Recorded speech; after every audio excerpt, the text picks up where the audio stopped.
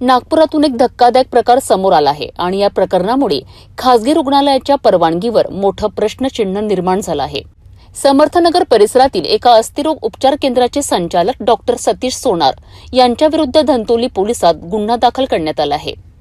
आरोप आहे की बनावट प्रमाणपत्राच्या आधारे रुग्णालय चालविणे, शासनाच्या कागदपत्रात खाडाखोड करणे आणि नर्सिंग होम नोंदणी अधिनियमाचे उल्लंघन करणे। हा संपूर्ण प्रकार नागपूर महानगरपालिकेच्या आरोग्य विभागाच्या चौकशीत उघडकीस आला आहे। मिळालेल्या माहितीनुसार संबंधित दवाखान्याबाबत मनपाकडे तक्रार दाखल झाली होती। उपचारासंबंधी माहितीची सखोल तपासणी केली। तपासादरम्यान अनेक गंभीर बाबी समोर आल्याने धंतोली पोलिसात फसवणुकीचा गुन्हा दाखल करण्यात आलाय। दरम्यान या प्रकरणामुळे शहरातील इतर खासगी रुग्णालयांच्या नोंदणी आणि परवानग्यांबाबतही प्रश्न उपस्थित होऊ लागले आहेत। आरोग्य विभाग आणखी काही रुग्णालयांची चौकशी करण्याच्या तयारीत असल्याची चर्चा आहे। मात्र ही चौकशी खरंच पुढे जाणार का की प्रकरण फक्त कागदावरच राहणार, याकडे आता सर्वांचे लक्ष लागले आहे।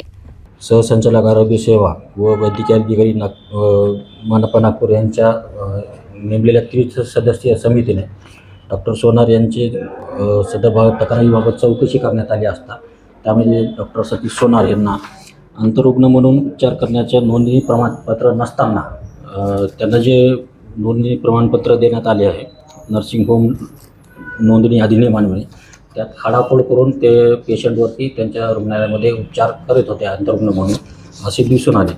त्यावरून डॉक्टर नरेंद्र गहिरवार यांनी दिलेल्या तक्रारीवरून यांनी दिलेल्या तक्रारीवरून पोलीस स्टेशन येथे गुन्हा दाखल करण्यात आला आहे। डॉक्टर सतीश सोनार यांच्या विरुद्ध कलम 318, 2, 336, 2, 3 तसे 340 BNS प्रमाणे गुन्हा दाखल करण्यात आला आहे।